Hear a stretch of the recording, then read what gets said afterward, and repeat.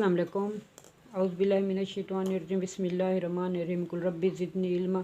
आज के लेक्चर में हम लोग डिस्कस करेंगे characteristics of enzyme. Characteristics of enzyme के एंजाइम्स की खसूसियात। एंजाइम्स के अंदर कौन कौन सी खसूसियात मौजूद होते हैं, एंजाइम्स के कौन कौन से करैक्टर हैं, आज के लेक्चर में हम लोग इन्हें डिस्कस करेंगे। हम लोग जानते हैं कि enzymes act as a bio catalyst के तौर पर काम करते हैं और इसका काम क्या होता है, किसी भी रिएक्शन को स्पीड अप करना। तो उस लिहाज से हम लोग देख लेते हैं। सबसे पहले तो एंजाइम्स प्रोटीनिक नेचर के होते हैं, प्रोटीन से मिलकर बने होते हैं। तो हम लोग लिख सकते हैं कि enzymes are proteinic in nature, protein से मिलकर बने होते हैं, वो भी ग्लोब्यूलर प्रोटीन से मिलकर बने होते हैं। एंजाइम्स क्या करते हैं, किसी भी रेट ऑफ रिएक्शन को इंक्रीज कर देते हैं। इनका काम क्या होता है कि रेट ऑफ रिएक्शन को इंक्रीज करना, किसी भी रेट ऑफ रिएक्शन को इंक्रीज करने के लिए यूज़ होते हैं। क्योंकि लेकिन एंजाइम्स का काम होता है कि सिर्फ रेट ऑफ रिएक्शन को इंक्रीज करना, ना कि उस रिएक्शन के अंदर खुद यूज़ हो जाना। Enzymes not use in the reactions, खुद यूज़ नहीं होते। Not use in chemical reactions, जो भी केमिकल रिएक्शंस होते हैं लिविंग ऑर्गेनिजम्स के अंदर, उनके अंदर एंजाइम्स उस रिएक्शन को तो स्पीड अप करते हैं लेकिन उस रिएक्शन के अंदर खुद यूज़ नहीं होते। ऐसा डायग्राम की हेल्प से हम लोग देख लेते हैं कि ये एंजाइम्स की एक्टिव साइट है। तो यहाँ पर क्या होगा कि सबस्ट्रेट आकर इस एंजाइम के साथ जुड़ जाएगा। एंजाइम के साथ जुड़ जाने के बाद एंजाइम सबस्ट्रेट कॉम्प्लेक्स बनेगा। एंजाइम सबस्ट्रेट कॉम्प्लेक्स, इसे आगे चल के हम लोग डिटेल के अंदर डिस्कस करेंगे। ये एंजाइम है जिसे ई से हम लोग शो करते हैं और सबस्ट्रेट को एस से। तो उसके बाद क्या होगा कि ये एंजाइम्स वैसे का वैसे रह जाएगा, वो रिएक्शंस के अंदर यूज़ नहीं होगा, बल्कि जो सबस्ट्रेट होगा वो प्रोडक्ट के अंदर कन्वर्ट हो जाएगा। Substrate convert into the products but enzymes not use in the reaction. ये प्रोडक्ट बन जाता है। प्रोडक्ट को हम लोग पी से रिप्रेजेंट करते हैं। एंजाइम्स वैसे का वैसे रह गए, एंजाइम रिएक्शन के अंदर नहीं यूज़ हुआ, बल्कि उसने सबस्ट्रेट को कन्वर्ट कर दिया इनटू प्रोडक्ट के अंदर। इसके बाद हम लोग देख लेते हैं कि एंजाइम्स की जो मौजूदगी होती है, जो एंड प्रोडक्ट बनता है, उसके किसी भी प्रॉपर्टीज़ के ऊपर असरअंदाज नहीं होता। उसके बाद हम लोग देख लेते हैं कि presence of enzymes not effect on the properties of and product. Presence of enzymes, enzymes की मौजूदगी असरअंदाज नहीं होती ऑन द एंड प्रोडक्ट के ऊपर। जो एंड प्रोडक्ट बन रहा होता है उसकी मौजूदगी के ऊपर, उसकी खसूसियत के ऊपर कुछ भी असरअंदाज नहीं होती एंजाइम्स की मौजूदगी, बल्कि एंजाइम्स का काम होता है कि उस रिएक्शन को स्पीड अप कर ले। इसके बाद हम लोग देख लेते हैं कि स्मॉल अमाउंट ऑफ एंजाइम्स भी किसी भी रिएक्शन को एक्सेलरेट करने के लिए काफ़ी होती है। लाजमी नहीं होता कि ज़्यादा मिकदार में एंजाइम्स होगा तब भी कोई भी रिएक्शन एक्सेलरेट होगा, ऐसा नहीं होता, बल्कि स्मॉल अमाउंट ऑफ एंजाइम भी ज़रूरी होती है, यानी कि इनफ होती है, काफ़ी होती है। अमाउंट ऑफ एंजाइम इनफ होती है किसी भी रिएक्शन को एक्सेलरेट करने के लिए, रिएक्शंस को एक्सेलरेट करने के लिए, कि रिएक्शन को तेज़ करने के लिए काफ़ी होती है। हर एंजाइम्स अपने एक्शन के लिहाज से स्पेसिफिक होता है। हर एंजाइम्स अपने एक्शन के लिहाज से स्पेसिफिक होता है कि हम लोग जानते हैं कि स्पेसिफिक किस्म का एंजाइम स्पेसिफिक किस्म के सबस्ट्रेट के साथ बाइंड होकर एंजाइम सबस्ट्रेट कॉम्प्लेक्स बनाएगा। उसके बाद फिर एंजाइम्स उस सबस्ट्रेट को प्रोडक्ट के अंदर कन्वर्ट कर देगा।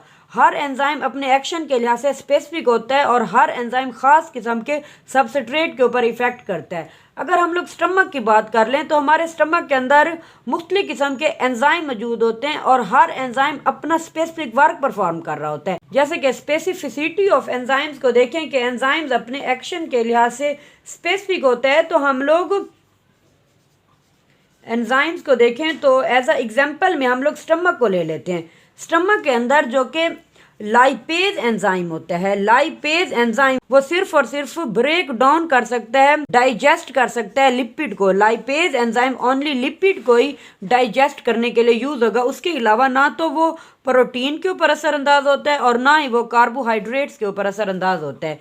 इस तरह अगर हम लोग देखें अमाइलेज एंजाइम, अमाइलेज एंजाइम सिर्फ कार्बोहाइड्रेट्स के ऊपर असरअंदाज होते हैं, कार्बोहाइड्रेट्स को डाइजेस्ट कर सकते हैं, ना वो लिपिड्स को डाइजेस्ट करने के लिए यूज होते हैं और ना वो प्रोटीन के लिए यूज होते हैं।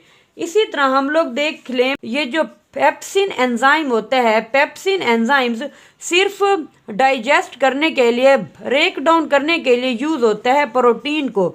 ये सिर्फ प्रोटीन को ही ब्रेक डाउन कर सकता है, ना कि लिपिड या कार्बोहाइड्रेट्स की ब्रेक डाउन कर सकते हैं। इसीलिए हम लोग कह सकते हैं कि हर एंजाइम अपने एक्शन के लिहाज से स्पेसिफिक होता है और हर एंजाइम स्पेसिफिक किस्म के सबस्ट्रेट के साथ ही बाइंडिंग बना सकता है, स्पेसिफिक किस्म के सबस्ट्रेट के साथ ही बाइंडिंग बनाकर उसे प्रोडक्ट में कन्वर्ट कर सकता है। इसके बाद हम लोग अदर करैक्टर को देख लें। अदर करैक्टर में से देखें तो एंजाइम्स बहुत ही ज़्यादा हसास होते हैं, सेंसिटिव होते हैं टू द पीएच के ऊपर, टेम्परेचर के ऊपर और सबस्ट्रेट की कंसंट्रेशन के ऊपर, concentration and her enzyme specific किस्म की पीएच के ऊपर काम करता है और स्पेसिफिक किस्म के टेम्परेचर के ऊपर काम कर सकता है कि अगर टेम्परेचर कम या ज़्यादा होता है तो एंजाइम्स अपनी वो एक्टिविटी परफॉर्म करने के काबिल नहीं होते जिसे वो ऑप्टिमम टेम्परेचर के ऊपर परफॉर्म कर सकते हैं। इसी तरह जो एंजाइम्स ज़्यादा पीएच के ऊपर काम करते हैं वो उसी पीएच के ऊपर ही काम करने के काबिल होते हैं और जो एंजाइम कम पीएच के ऊपर काम करते हैं तो वो उसी कम पीएच के ऊपर ही काम करने के काबिल होते हैं। यानी जो एंजाइम एसिडिक कंडीशन के अंदर काम करने के काबिल होते हैं वो कभी भी बेसिक के अंदर अपना वर्क परफॉर्म नहीं कर सकते और जो एंजाइम अल्कलाइन यानी कि बेसिक कंडीशन पर काम करने के काबिल होते हैं कभी भी एसिडिक कंडीशन के ऊपर काम नहीं कर सकते। तो इसीलिए हम लोग कह सकते हैं कि एंजाइम्स बहुत ज़्यादा सेंसिटिव होते हैं स्पेसिफिक किस्म की पीएच के ऊपर, टेम्परेचर के ऊपर, सबस्ट्रेट की कंसंट्रेशन के ऊपर और इसी तरह एंजाइम्स अपना वर्क परफॉर्म करते हैं। और उसके बाद हम लोग देख लेते हैं कि एंजाइम्स को अपने प्रॉपर फंक्शंस के लिए कोफैक्टर की ज़रूरत होती है। Enzyme require the cofactor for their proper function. Cofactor की ज़रूरत होती है अपने प्रॉपर फंक्शंस के लिए, क्योंकि हम लोग जानते हैं कि ये जो कोफैक्टर होता है ये नॉन प्रोटीनिक पार्ट होता है। तो एंजाइम्स इसी के साथ मिलकर अपना वर्क परफॉर्म करते हैं। ये क्या करते हैं कि एंजाइम्स के एक्शन को मज़ीद एक्सेलरेट कर देते हैं और एंजाइम अपना वर्क अच्छे से परफॉर्म करने के काबिल होता है। इसके बाद हम लोग इसके करैक्टर के अंदर आ जाता है कि एंजाइम्स क्या करते हैं कि एक्टिवेशन एनर्जी को लोअर करने के काम आते हैं। Lower the activation energy. Activation energy जैसा कि हम लोग जानते हैं कि वो मिनिमम अमाउंट ऑफ एनर्जी होती है जो कि रिक्वायर्ड होती है किसी भी रिएक्शन को स्टार्ट करने के लिए। तो ये एक्टिवेशन एनर्जी क्या करती है कि एंजाइम्स के वर्क के अंदर एक्ट एज अ बैरियर के तौर पर काम करती है। एंजाइम्स क्या करते हैं, इस एक्टिवेशन एनर्जी को कम करके रिएक्शंस को मज़ीद एक्सेलरेट कर देते हैं। ये तो थे कुछ करैक्टर्स ऑफ एंजाइम्स। उसके बाद हम लोग नेक्स्ट देख लेंगे potential damaging action of the enzymes कि एंजाइम्स अपने एक्शन के लिहाज से स्पेसिफिक होते हैं। अगर एंजाइम्स गलत जगह पर प्लेस हो जाएं तो वो अपना एक्शन सही से परफॉर्म नहीं कर सकते, यानी कि डैमेजिंग एक्शन ऑफ एंजाइम्स। फर्ज करें कि हम लोग जानते हैं कि ये जो स्टमक के अंदर पेप्सिन एंजाइम है तो इसका काम क्या होता है कि प्रोटीन्स को डाइजेस्ट करना।